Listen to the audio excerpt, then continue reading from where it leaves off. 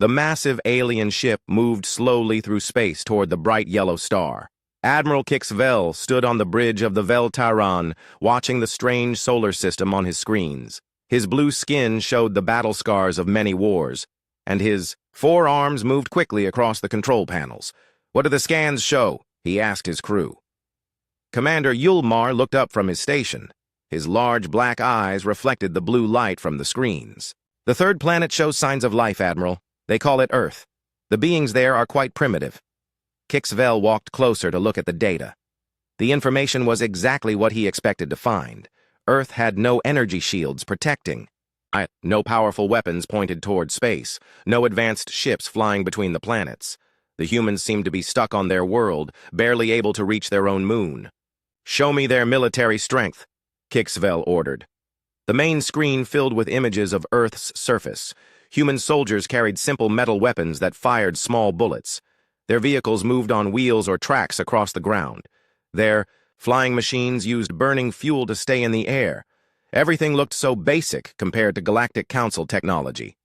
"They fight each other constantly," Yulmar reported. "Different groups of humans battle over land, resources, and ideas. They cannot even unite their own species." Kixvel smiled, showing his sharp teeth. "Perfect. The Council will be pleased." What the aliens did not know was that far above Earth, Lieutenant Jinho Park was watching them. He floated inside the International Space Station, staring at his computer screen with growing excitement. Strange signals were coming from the outer solar system, signals that no human technology was making. Jinho reached for his communication device. "Dr. Choi, are you receiving this?" Dr. Minji Choi sat in her laboratory thousands of miles below on Earth's surface. She had been searching for alien life for 20 years. Now it seemed that alien life had found them first. "I see it, Jinho," she whispered. "They're scanning us, recording everything about our planet." "Should we respond? Let them know we've detected them?" "No," Minji said quickly. "Keep watching. Say nothing. We need to learn what they want." For 3 days, the alien ship continued its scans. The aliens studied human cities, military bases, and technology. They watched human television broadcasts and radio signals. They learned human languages and studied human history. Everything they found made them more confident. Humans had only recently learned to split atoms. Their computers were slow and simple. Their rockets could barely escape their planet's gravity. Most importantly, humans seemed unable to work together. Wars and conflicts covered their planet. "They are perfect targets," Yulmar told the Admiral. "Weak, divided, and completely defenseless against space attack." Meanwhile, Jinho and Minji worked in secret. They used hidden communication channels to contact other scientists around the world. Dr. Hyunwoo Kim in South Korea received the alert while working late in his laboratory. Captain Yunbi Jang got the message aboard what appeared to be a simple space station near the asteroid belt. "Are you certain?" Dr. Kim asked during their encrypted video call. "Completely certain," Minji replied. "They've been studying us for days. This is first contact, but they don't know we're aware of them." General Woo Jin Lee joined the call from his office deep underground. For years, he had been preparing for this moment. Not openly, because most governments refuse to spend money on threats that might never come, but quietly, carefully, he had built networks of people who understood the danger. "What did the scans show about their intentions?" General Lee asked. "Nothing good," Jinho answered from space. "They're not taking pictures like tourists. This is military intelligence gathering." "How long before they make contact?" Dr. Kim wanted to know. "Unknown," Minji said. "But we should assume they're not coming here to make friends." The alien ship finished its work after 1 week. Admiral Kixvel reviewed all the data before returning to Galactic Council space. Earth was exactly the type of world the Council preferred to conquer. Rich in resources, populated by a species intelligent enough to be useful workers, but too primitive to fight back effectively. "Set course for Council headquarters," Kixvel ordered. "We have good news to report." As the Veltaran disappeared into faster-than-light travel, Jinho watched it leave from his station high above Earth. He immediately contacted the secret network of humans who had been monitoring the situation. "They're gone," he reported, "but I don't think this is over." "No," General Lee agreed. This was just the beginning. They'll be back, and next time they won't come alone. Dr. Kim looked at the data they had collected about the alien ship. We have maybe 6 months, possibly less. Can we be ready? We have to be, General Lee said. Alert all the hidden facilities. Begin final preparations. It's time to show the galaxy what humans can really do when we work together. Over the next weeks, the aliens presented their findings to the Galactic Council. The massive chamber held representatives from dozens of species, all focused on expanding their territory and finding new worlds to control. Earth represents an ideal conquest target, Admiral Kixvel told the assembly. The humans are primitive, divided, and defenseless. They possess no technology that could threaten our ships. We recommend immediate annexation. The council members discussed the proposal. Some wanted to begin invasion immediately. Others suggested waiting to study the humans more. But all agreed that Earth would eventually belong to the Galactic Council. 6 months, announced Supreme Admiral Kextol, the Council's military leader. That will give us time to assemble a proper invasion fleet. We want this conquest to serve as an example to other primitive worlds. Back on Earth, the secret preparations continued. What looked like normal human activities to any watching alien eyes was actually the beginning of the greatest deception in galactic history. Dr. Minji Choi published research papers about searching for alien life, never mentioning that aliens had already found Earth. Lieutenant Jinho Park continued his normal duties on the space station, secretly coordinating with hidden defense networks throughout the solar system. General Lee held normal military meetings and exercises, but also sent coded messages to facilities that officially did not exist. Dr. Kim worked on what appeared to be basic scientific research, while actually preparing weapons that could destroy ships in space. Captain Zhang managed her asteroid mining station, which really was mining asteroids, but it was also building something much more dangerous than anyone suspected. The humans had learned an important lesson from studying alien transmissions. In the galaxy, appearing weak was sometimes the best way to survive. The Galactic Council had destroyed many civilizations by using exactly the same pattern. Send scouts, study the target, then attack when victory seemed certain. But humans had an advantage the Council did not expect. They were very good at hiding their true capabilities. They were even better at learning from their enemies' mistakes. The alien fleet prepared for what they thought would be an easy conquest. Humans across the solar system made ready for war. But they did it so carefully, so quietly, that any watching alien would see only normal human activity. The galaxy was about to learn that sometimes the most dangerous enemies are the ones who let you think they are weak. 6 months after the alien scouts left Earth, the sky filled with ships. 200 massive vessels appeared at the edge of the solar system, their hulls gleaming with the technology of 5 different alien species. Supreme Admiral Kextol stood on the bridge of his flagship, the Dominion's Edge. Around him, holographic displays showed the entire invasion fleet spread across space. Throcan battleships with their heavy armor and powerful weapons. Valari science vessels packed with advanced technology. Nethid mind ships that could attack thoughts themselves. Zephyrin water carriers bringing troops adapted for aquatic warfare. And Klaxon hive ships swarming with millions of insect soldiers. Perfect. Formation, Admiral Kextol said with satisfaction. The humans will surrender the moment they see us. Commander Lysandra of the Valari floated beside him, her transparent body shimmering with different colors. Should we begin orbital bombardment immediately? We could destroy their major cities in minutes. No, Kextol replied. The Council wants them alive to serve as workers. Besides, they'll surrender without a fight once they realize how hopeless their situation is. The Admiral activated the communication system and sent a message toward Earth. Primitive beings of the planet Earth, this is Supreme Admiral Kextol of the Galactic Council. Your world is now under our control. Surrender immediately and accept peaceful integration into our civilization. You have no choice in this matter.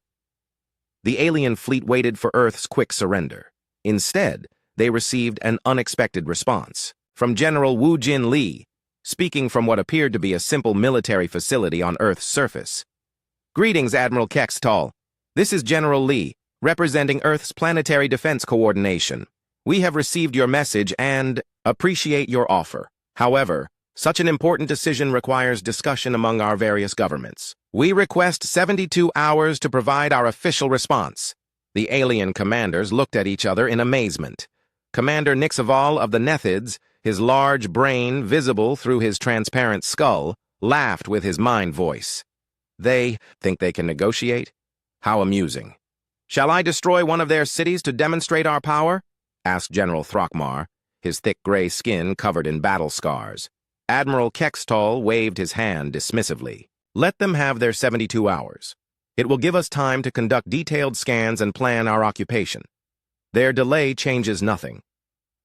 What the aliens did not know was that General Lee was using those precious hours for something much more important than political discussions. Deep beneath Earth's surface, in facilities hidden from alien sensors, the real work had already begun. Dr. Yunwoo Kim worked frantically in his laboratory on Titan, Saturn's largest moon. To any alien scans, the facility appeared to be a simple research station studying the moon's atmosphere. In reality, it housed humanity's most advanced gravitational research, technology developed in secret over the past 20 years. Gravity field generators are online, Dr. Kim reported through encrypted channels. We can create artificial gravity wells anywhere within the solar system. Captain Unbi Jang made her own preparations aboard what appeared to be an asteroid. Mining station called Series 7. The facility really did mine asteroids, processing thousands of tons of raw materials. But those materials had been shaped into something much more dangerous than mining equipment. Railgun charging complete, she reported quietly. We have a clear shot at their lead formations. Throughout the solar system, similar reports came, in from facilities that officially did not exist. Professor Sunak Han confirmed that the quantum communication network was operational, allowing instant coordination across impossible distances. Commander Jae-hyun Oh reported that his space debris cleanup drones were in position and ready to engage. The aliens spent their 72 hours conducting what they thought were secret scans of Earth and its surrounding space. They found exactly what they expected to find. Human military forces appeared to be in confusion, moving equipment and personnel in what looked like panic responses. They're trying to hide their most important leaders, observed Commander Lysandra as she watched human activity. See how they're evacuating their capital cities? Typical primitive behavior, agreed Admiral Kextall. They know they cannot fight us, so they try to preserve their leadership for after surrender. What the aliens interpreted as panicked evacuations was actually the final phase of humanity's preparation. Key personnel were moving to hidden command centers that had been built over decades of secret construction. Equipment that looked like it was being moved to safety was actually being positioned for maximum effectiveness. Dr. Somin Ryu worked quickly on Mars, where humanity's terraforming project had been slowly changing the planet's atmosphere for 30 years. To alien eyes, it looked like simple weather modification. In reality, the atmospheric processors could be turned into planetary-scale weapons capable of creating massive ion storms. Atmospheric controls ready, she reported. We can blind their sensors and disrupt their communications across half the solar system. Major Do-Yun Nam prepared his own special contribution to Earth's defense. While the aliens believed humans had no psychic abilities, Nam had been secretly developing defenses against mental attacks. More importantly, he had learned to use alien scanning attempts to map their own psychic frequencies. Mental shields in place, he confirmed. I've identified the Nethid psychic patterns. We can turn their own abilities against them. As the 72-hour deadline approached, the alien fleet positioned itself for easy conquest. They had scanned every human facility and found nothing that could threaten their advanced ships. Human weapons still fired simple bullets. Human spacecraft still used chemical rockets. Human communication still relied on primitive radio waves. I almost feel sorry for them, said Commander Nixval as he prepared his psychic assault teams. They have no idea what's about to happen to them.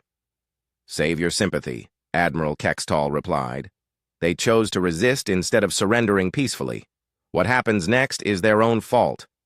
Captain Sunmi Bay listened to alien communications from her position aboard the exploration vessel New Horizon.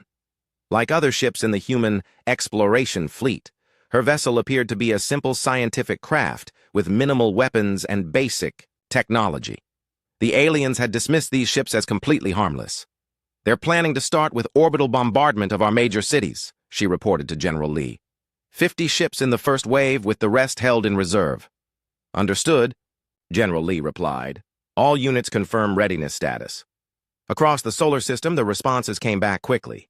Every hidden facility, every disguised weapon, every secret defense system was ready for activation. The aliens had spent months planning their attack based on false information. Humans had spent decades preparing for this exact moment. Colonel Ji-Ho Yoon made the final report from his position at the system's edge. What appeared to be a simple deep space monitoring station was actually a sophisticated interdiction platform. Perimeter secured, he announced. No one leaves this system without our permission. When the 72 hours ended, General Lee sent Earth's official response to the waiting alien fleet. His message was simple and polite. Admiral Kextall, thank you for your patience. Earth's governments have discussed your generous offer of integration into galactic civilization. After careful consideration, we must respectfully decline. Earth chooses to remain independent. The silence that followed was brief, but meaningful. Then Admiral Kextall's angry voice filled the communication channels. You refuse the Galactic Council.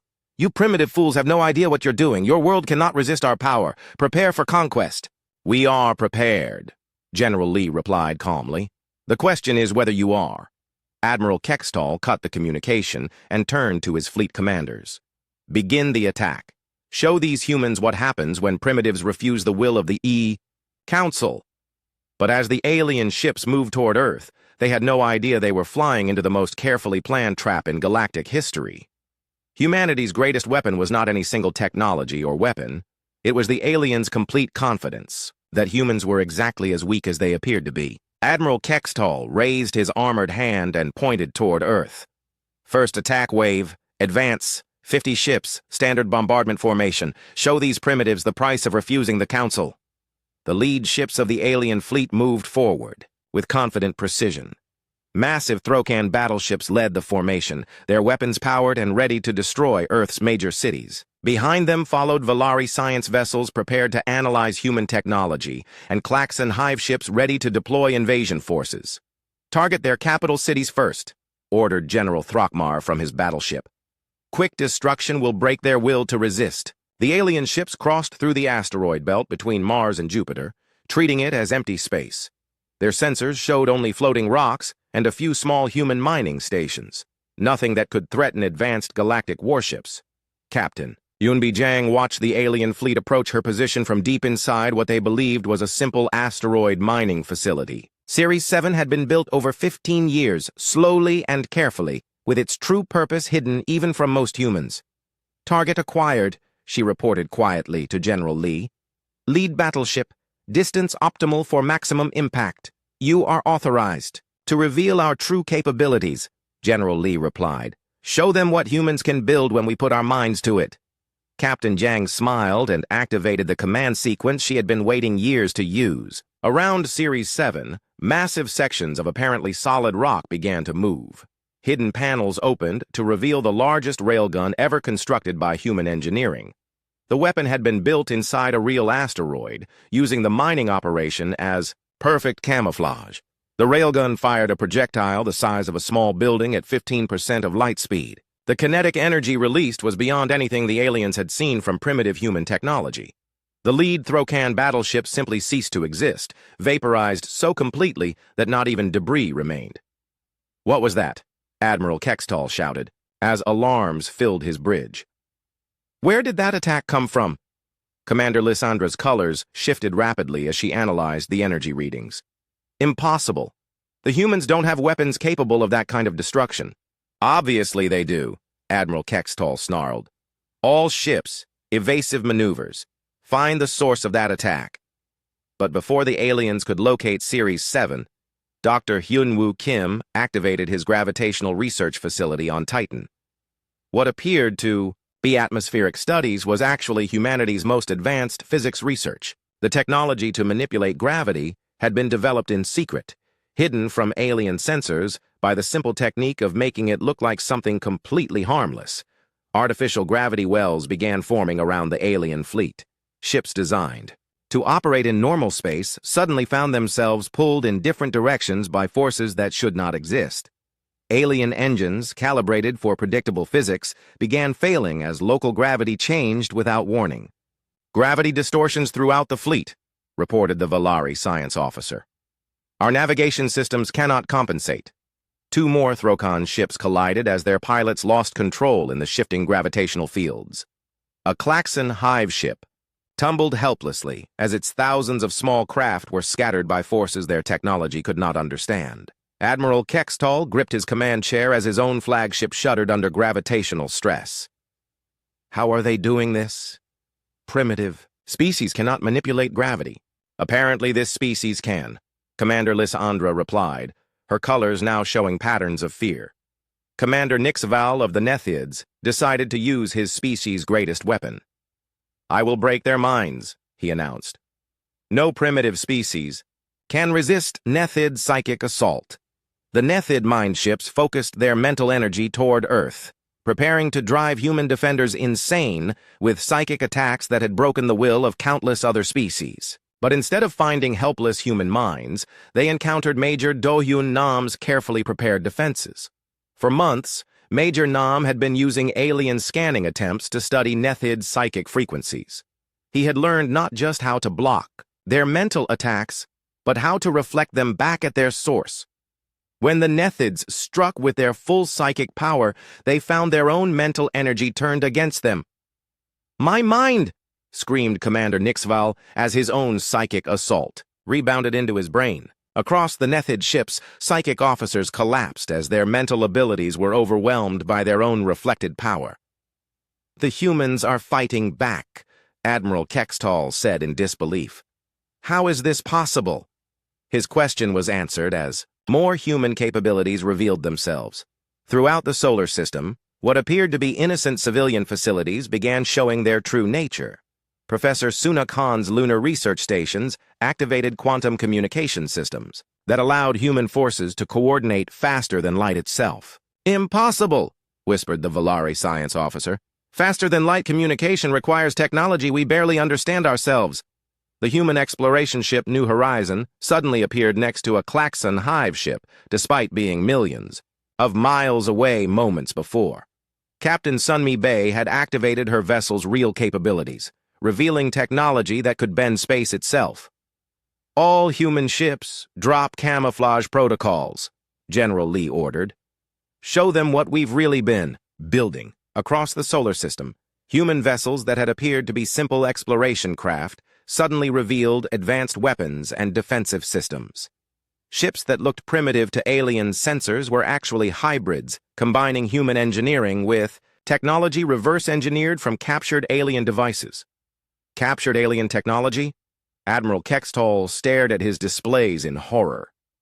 "When did humans capture our technology?" The answer came from Captain Kyung-ho Seo aboard what had appeared to be a civilian transport ship. The Jungkook's Pride dropped its camouflage to reveal a stealth destroyer equipped with dark matter weapons that most galactic species considered theoretical. "We've been capturing your scout ships for 30 years, Captain Seo announced over open communication channels. Every time the Council sent ships to survey primitive worlds, some of those ships never made it home. We've been learning from your technology while you thought we were just primitive apes." Dr. Somin Ryu activated the Martian atmospheric processors, turning weather modification equipment into planetary-scale weapons. Massive ion storms erupted around Mars, creating electromagnetic interference that blinded alien sensors and disrupted their communications. "We cannot see," reported a Zephyrin commander as his ship's instruments failed. "The humans are jamming our entire fleet."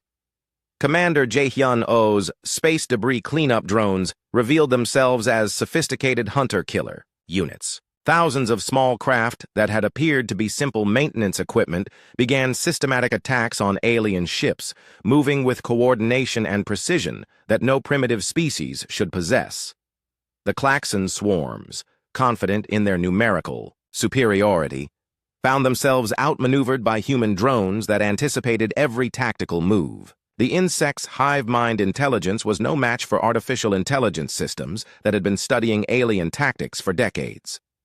How long have they been preparing for this? Admiral Kextall demanded, as his fleet suffered losses from every direction. Based on the sophistication of their deception, Commander Lysandra replied, her colors now showing pure terror. I would estimate they have been planning this for at least 50 years. 50 years? Admiral Kextall could not believe what he was hearing. They barely had spaceflight 50 years ago. They barely had visible spaceflight, corrected Dr. Young-Ho Lim from his position aboard what had appeared to be an atmospheric research station near Jupiter. We've been hiding our real capabilities since the first time your species made contact with ours. Every scan you conducted showed you only what we wanted you to see. The alien fleet, which had entered the solar system confident of easy victory, now found itself scattered and confused. Ships designed to fight primitive enemies faced weapons and tactics they had never encountered. Technology they thought impossible was being used against them by a species they had dismissed as helpless. Admiral Kextall realized that everything the Galactic Council believed about humanity was wrong. They were not primitive. They were not helpless. They were not divided. They were the most dangerous enemy the Council had ever faced, precisely because they had convinced everyone that they were weak. All ships, Admiral Kextall ordered desperately. Retreat to safe distance. We need to reassess the situation. But as the alien ships tried to withdraw, they discovered that Colonel Jiho Yoon's deep space monitoring stations were actually interdiction platforms that could prevent faster-than-light travel. Retreat is not an option, General Lee announced, calmly. You came here to conquer Earth. Now you get to see what happens when you pick a fight with humans who have had decades to prepare for you. The alien fleet found itself trapped in a nightmare of human technology they had never imagined possible. What had seemed like an easy conquest was turning into the worst military disaster in Galactic Council history. Admiral Kextall watched his tactical displays with growing horror as more human capabilities revealed themselves. Status report from all fleet commanders, he demanded. We have lost 37 ships, reported General Throckmar, his voice filled with disbelief. The humans are using weapons we cannot identify or counter. Their coordination is impossible, added Commander Lysandra. They respond to our movements faster than light-speed communication allows. Professor Sunak-Han smiled as she monitored the battle from her real command center on Luna 3. The aliens still thought faster-than-light communication was barely possible. They had no idea that quantum entanglement could create instantaneous links across any distance. All human forces, this is Luna Command, she transmitted through the quantum network. Alien fleet attempting to regroup near Jupiter, redirect gravitational fields to prevent formation flying. Dr. Hyun-Woo Kim received the message instantly on Titan and adjusted his gravity manipulation systems. The alien ships trying to form defensive formations suddenly found space itself working against them. Vessels that should have been able to fly in perfect coordination were pulled apart by forces that changed without warning. How are they controlling gravity? Demanded the lead Valari scientist. Our understanding of physics says this should be impossible. Perhaps your understanding is incomplete, replied Dr. Kim over the communication channels. Humans have had a long time to study the wreckage of your scout ships. We learned quite a lot about how your technology works. More importantly, we learned how to make it work better. Captain Sunmi Bay brought her ship alongside a massive Klaxon hive vessel that contained millions of insect soldiers. The New Horizon looked tiny compared to the alien ship, but appearances meant nothing in this battle. Time to show them what human engineering can really do, she said to her crew. The New Horizon fired what appeared to be a simple torpedo, but the weapon contained technology that the aliens thought was purely theoretical. Dark matter manipulation allowed the torpedo to pass through normal matter until it reached the exact center of the enemy ship. The Klaxon hive vessel imploded from within as dark matter reacted with normal matter at the molecular level. 10 million. Insect soldiers died instantly as their ship collapsed into a sphere of twisted metal barely larger than a basketball. Dark matter weapons? Admiral Kextall stared at his sensors in shock. That technology is centuries beyond what humans should possess. We're very good at learning from our enemies, Captain Bay replied calmly. Every time you sent scouts to study primitive species, we studied your scouts. 30 years of captured technology tends to add up. Commander Jae-hyun Oh's hunter-killer, Drones were systematically dismantling the klaxon swarms with precision that amazed even the human observers. Each drone was only the size of a small car, but they moved with coordination that made them devastating against larger targets. Drone Swarm Alpha 7, focus on the Zephyrin water carriers, Commander O ordered. Let's see how their aquatics troops handle vacuum. The drones attacked the alien ships carrying troops adapted for underwater warfare. But instead of simply destroying the vessels, they used precisely targeted weapons to rupture the water containment systems. Thousands of Zephyrin soldiers found themselves floating helplessly in space as their life-supporting water scattered into the vacuum. Surrender now, and we will rescue your troops, Commander O announced. Continue fighting, and they will suffocate in space. Some Zephyrin commanders chose to save their soldiers' lives. Others tried to continue fighting. The human drones carefully avoided the surrendering ships while systematically destroying those that remained hostile. Dr. Somin Ryu expanded her atmospheric manipulation from Mars to the entire inner solar system. Ion storms that had begun around one planet now reached across millions of miles of space, creating electromagnetic interference that made alien weapons and sensors nearly useless. "I cannot target anything," complained a Throcan gunner. "Their interference is blocking our targeting systems. Use visual targeting," ordered his commander. "At these distances, with our ships scattered by gravity manipulation, visual targeting is useless." Colonel Jiho Yoon monitored the battle from his interdiction platform at the system's edge. His job was to make sure no alien ships escaped to warn the Galactic Council about humanity's true capabilities. "Perimeter secure," he reported to General Lee. 3 ships attempted to flee toward the edge of the system. They have been disabled and captured. "Excellent. Make sure the crews survive for questioning. We need to know everything about Council." Military capabilities. The aliens were learning that every aspect of their invasion had been anticipated and countered. Major Do-hyun Nam's psychic defense teams had not only blocked Nethid mental attacks, but turned them into weapons against other alien ships. "I am reading klaxon tactical plans directly from their hive mind," Major Nam reported. "They're planning to concentrate their remaining forces for a final assault on Earth itself." "Let them come," General Lee replied. "Captain An, are you ready?" Captain Minho An had been waiting patiently in Earth orbit aboard the Indomitable, humanity's most advanced warship. The vessel used technology so sophisticated that it remained completely invisible to alien sensors even at close range. "Stealth systems optimal," Captain An confirmed. "The aliens still have no idea we're here." The Indomitable represented 30 years of human technological development guided by captured alien science. Its weapons could destroy any ship in the alien fleet. Its defenses could withstand anything the aliens could throw at it.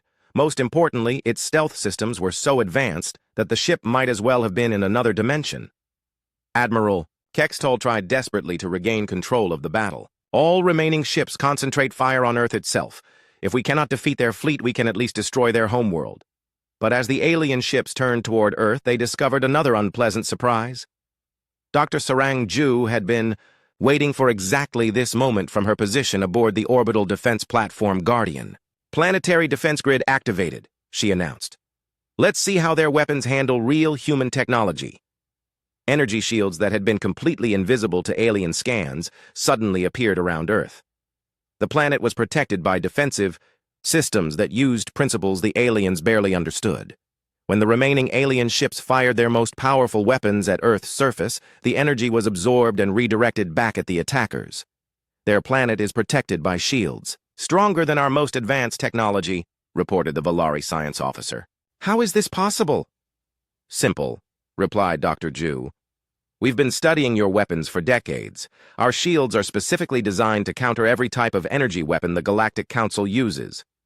Commander Nixaval, his mind still reeling, from the psychic feedback that had nearly destroyed his consciousness, tried one final desperate attack.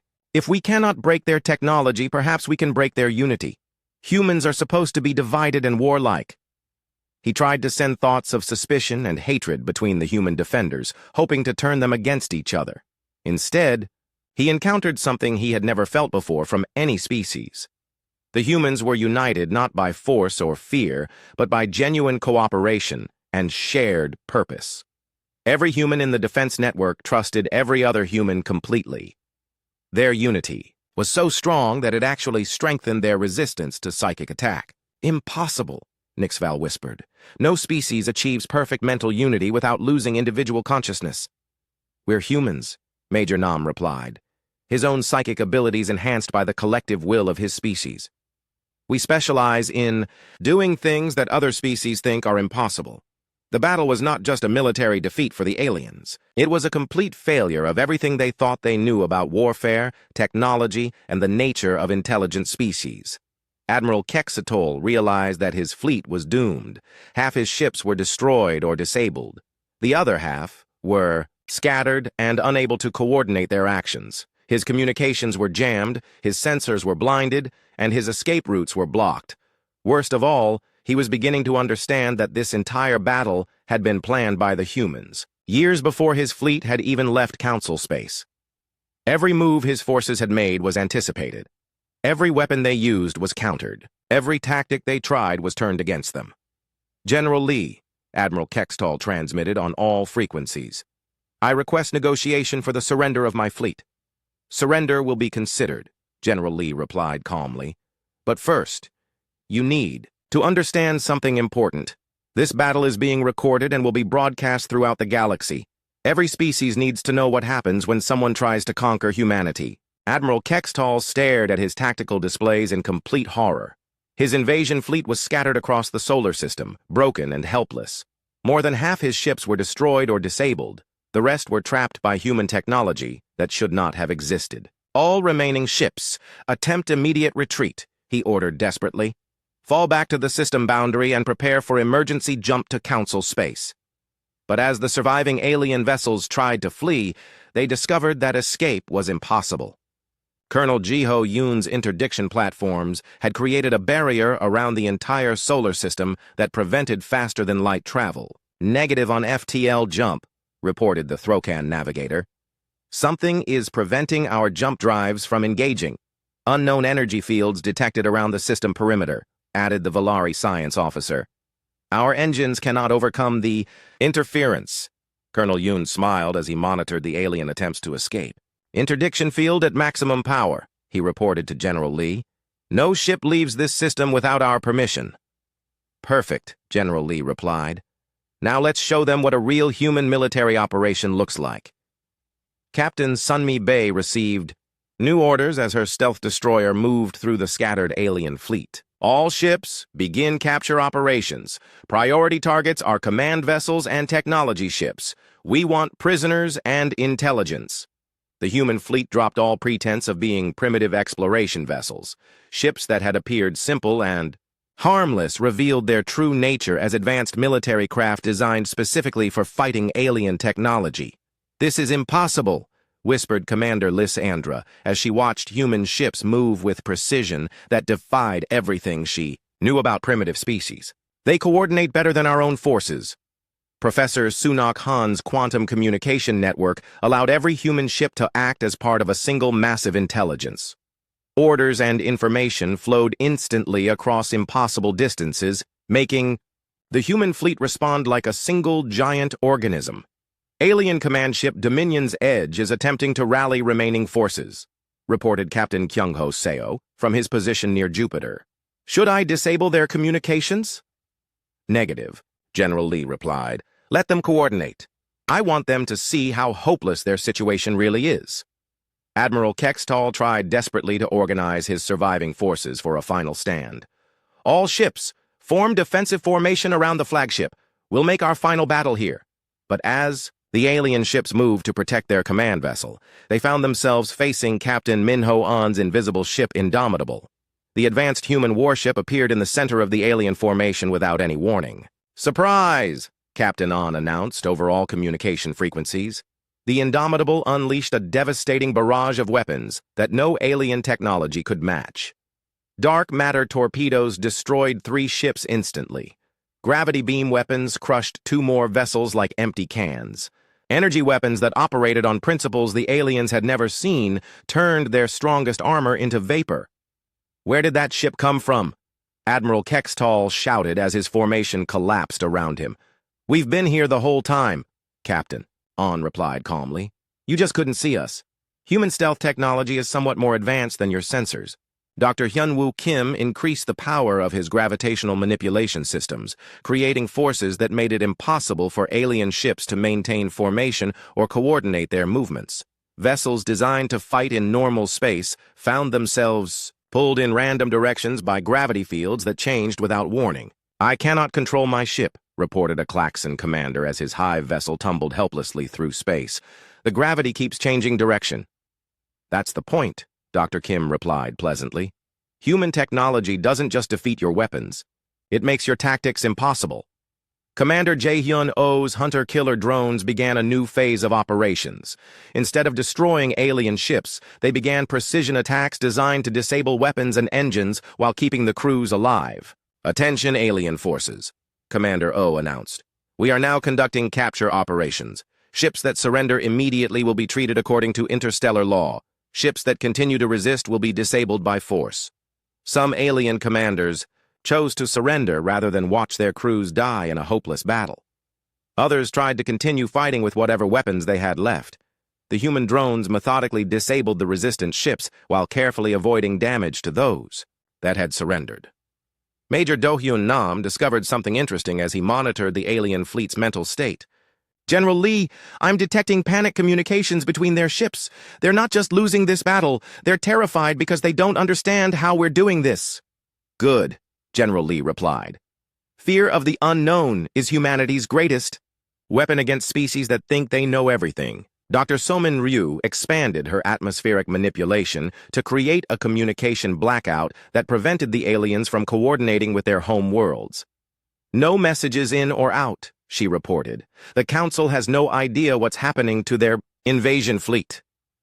Admiral Kextall found himself completely isolated as human technology systematically destroyed every advantage his fleet had possessed. His communications were jammed, his sensors were blinded, his weapons were useless, and his escape routes were blocked.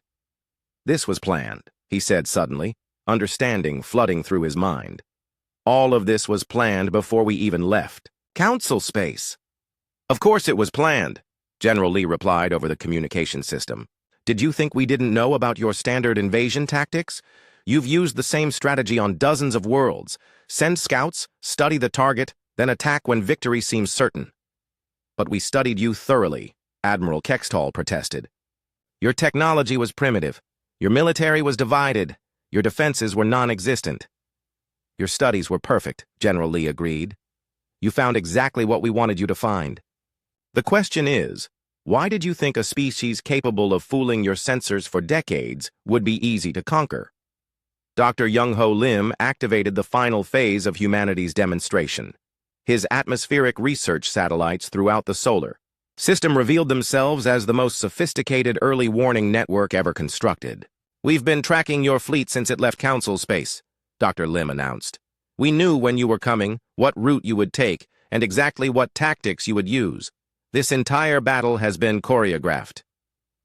The revelation hit the alien commanders like a physical blow. They had not walked into a trap. They had followed a script written by their enemies. How long have you been preparing for this? Admiral Kextall asked in a voice filled with defeat.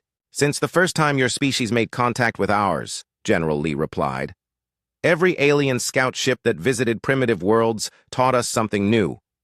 Every invasion fleet that conquered defenseless planets showed us what to expect. You've been our teachers for 50 years. Colonel Ji-ho Yoon reported the final statistics as human ships finished securing the alien fleet. 47 enemy vessels captured intact, 73 destroyed. Estimated alien casualties, 2 million. Human casualties, 0. 0? Admiral. Kextall could not believe what he was hearing. 0, confirmed General Lee. Not one human soldier died in this battle. That tends to happen when you have 50 years to prepare for an attack. Captain Eunbi Jang's railgun platform had been reloading during the final phase of the battle. Series 7 ready for second shot, she reported. Should I demonstrate what happens to the alien homeworlds if they send another invasion fleet? Not necessary, General Lee replied. I think our guests understand the situation now. Dr. Sarang Ju had been monitoring alien biological systems throughout the battle.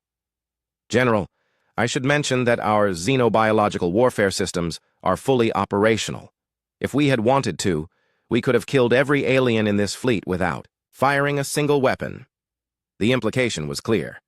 Humanity had not just defeated the invasion fleet. They had done it while holding back their most devastating capabilities. Admiral Kextall realized that his fleet had been completely outmatched from the moment they entered the solar system. Every advantage they thought they possessed was an illusion. Every weakness they thought humans had was a deception. "What do you want from us?" he asked finally. "That depends," General Lee replied, "on whether you want to be part of the solution or part of the problem." The silence that followed General Lee's question stretched across the solar system like a heavy blanket. Admiral Kextall sat in his damaged command chair, surrounded by the wreckage of what had once been the most powerful invasion fleet in Galactic. Council history. Captain Minho On's ship, Indomitable, materialized directly beside the alien flagship, its advanced hull gleaming with technology that seemed almost magical to alien eyes. The vessel's ability to appear and disappear at will had terrified the aliens more than any weapon. "Admiral Kextall." Captain On's voice was calm and professional. "By the authority of Earth's Planetary Defense Force, I am taking command of your fleet. Your ships are now under human control." I surrender," Admiral Kextall said quietly. The words felt strange in his mouth. In 300 years of military service, he had never spoken them before. "Wise choice," Captain On replied. "Your crew will be treated according to interstellar law. However, certain members of your command staff will need to answer questions about Galactic Council war crimes." The revelation sent shockwaves through the remaining alien commanders. War crimes?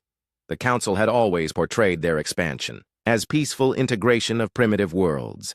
Dr. Sarang Ju transported aboard the alien flagship with a team of human medical specialists. Her years of studying alien biology through captured technology made her the perfect choice for ensuring alien prisoners remained healthy during interrogation. "Fascinating," she said as she examined the various alien species. "Your biology is exactly what we expected based on our analysis of previous Council invasions." "Previous invasions?"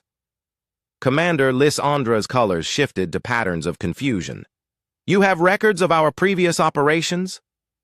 "We have detailed records of 47 worlds conquered by Council forces over the past century," Dr. Ju replied matter-of-factly. "Every species that was supposedly peacefully integrated into your civilization, every population that was enslaved or eliminated, every culture that was destroyed." The alien prisoners stared at her in shock. How could primitive humans know about classified Council military operations? General Lee answered their unspoken question as he arrived aboard the flagship. "We've been intercepting your communications for decades. Your secret military channels are not as secret as you thought." Dr. Young-Ho Lim joined the group, carrying a portable communication device that looked far more advanced than anything the aliens had seen. "Every message your fleet sent back to Council space was intercepted and decoded. We know about your planned schedule for conquering 17 more worlds after Earth." 17 more. Admiral Kextall felt sick. He had been part of a genocide campaign without realizing it. "The Kepler system, the Vega colonies, the Centauri settlements," General Lee listed calmly, "all marked for integration using the same tactics you tried here. Fortunately, those operations will not be happening." Major Do-Hyun Nam monitored the mental state of the alien prisoners, ensuring that none of them suffered psychological breakdown during the interrogation. His psychic abilities allowed him to sense their genuine shock and horror as they learned the truth about their own civilization. "They really didn't know," he reported to General Lee. "The Council told their military forces that they were spreading civilization to primitive worlds. The soldiers believed they were helping less advanced species." "The perfect lie," General Lee observed. "Convince your own people that conquest is mercy." Professor Sunak Han established a quantum communication link directly to the Galactic Council headquarters, bypassing all their security systems with technology they could not detect or block. "Connection established," she reported. "The Council is about to receive some very unwelcome news." Ambassador Yoonji Park stepped forward to address the Council directly. She had been chosen for this moment because of her unique combination of diplomatic skill, and absolute determination to see justice done. "Greetings, members of the Galactic Council," she began, her voice carrying across impossible distances. "This is Ambassador Park of the human species. I am speaking to you from your invasion fleet, which is now under human control." The response from Council space was immediate and angry. "Impossible! How are you accessing our secure communications?" "Your communications are only secure from species that use your level of technology," Ambassador Park replied calmly. "Humanity has advanced somewhat beyond that level." Captain Sunmi Bay activated her ship's recording systems, broadcasting the entire conversation throughout the galaxy. Every civilized world would hear what happened next. "The invasion fleet you sent to conquer Earth has been completely defeated," Ambassador Park continued. "Your ships are captured, your crews are prisoners, and your military reputation is destroyed. But that is not why I am contacting you." The silence from Council space stretched for long moments. "I am contacting you to inform the galaxy that humanity possesses complete records of Council war crimes dating back 100 years. 47 worlds conquered through deception. Billions of sentient beings enslaved or eliminated. Entire civilizations erased from existence." "Those are lies," came the angry response from the Council chambers. "These are facts, Ambassador," Park replied. "Backed by your own military communications, captured directly from your ships and bases. The evidence is irrefutable. Dr. Hyunwoo Kim used his gravitational manipulation technology to create a demonstration that could be observed throughout the galaxy. Artificial gravity waves rippled outward from the solar system, a clear message that humanity possessed technology beyond anything the Council had imagined. You have a choice," Ambassador Park told the Council.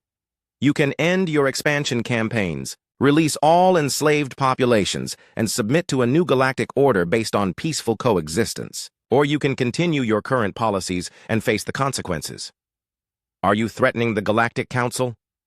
The response carried rage and disbelief. "I am offering you the same choice you offered Earth," Ambassador Park replied. "Surrender, peacefully or be conquered by force. The difference is that our offer is genuine." Colonel Jiho Yoon expanded his interdiction fields beyond the solar system, demonstrating that human technology could prevent faster-than-light travel across vast regions of space.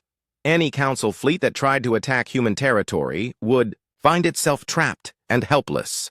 "Your interdiction technology cannot reach Council space," came the defiant response. "Can't it?" Captain Kyung-ho Seo asked, as his stealth destroyer appeared in the Council chambers themselves, invisible to their sensors, until he chose to reveal himself. "Human ships are currently positioned near every major Council world. Your invasion fleet was not the only military force we captured. The revelation caused panic throughout Council space. If humans could place ships anywhere in the galaxy without detection, no Council world was safe. How is this possible?" The Council's voice now carried fear instead of anger. "Very carefully," General Lee replied. "We've been preparing for this moment for 50 years. Every time you sent scouts to study primitive worlds, we sent scouts to study you." Commander Jae-hyun released thousands of human observation drones throughout Council space, making them visible just long enough to prove that humanity could monitor every Council activity. The message was clear. Nothing the Council did would be secret from human intelligence. "What do you want?" The Council's surrender was implicit in the question. "Justice," Ambassador Park replied simply. "The galaxy has suffered under Council tyranny for too long. That ends now." Dr. Soman Ryu demonstrated humanity's ability to manipulate, whether on a galactic scale by creating visible atmospheric disturbances around every Council world simultaneously. The display showed that human technology could affect entire planets across impossible distances. "The new galactic order will work like this," Ambassador Park explained. "All Council military forces will be disbanded. All enslaved populations will be freed. All conquered worlds will be given the choice of independence or voluntary association. The Council will transform from a military dictatorship into a genuine cooperative organization." "And if we refuse?" Ambassador Park's smile was visible even across the vast distance of space. "Then you will discover why the species that destroyed your invasion fleet while pretending to be primitive is the most dangerous enemy you could possibly face." Captain Yunbi Zhang's railgun platform fired a demonstration shot that traveled across several star systems before impacting a dead planet near Council space. The kinetic energy released was visible throughout the galaxy, a clear demonstration of humanity's reach and power. Choose quickly, Ambassador Park advised. Other primitive worlds are watching this conversation. If the Council continues its expansion campaigns, those worlds will receive human protection and technology. Your next invasion fleet might face 50 species with capabilities like ours. The Galactic Council's response took several hours, but when it came, it represented the end of an era of conquest and the beginning of a new age of cooperation. The Galactic Council accepts your terms, came the defeated response. We surrender. As news of humanity's victory spread throughout the galaxy, primitive worlds that had lived in fear of Council conquest began reaching out to their unexpected protectors. The species that had pretended to be defenseless had become the galaxy's greatest defenders. Admiral Quetzalcoatl, now a prisoner,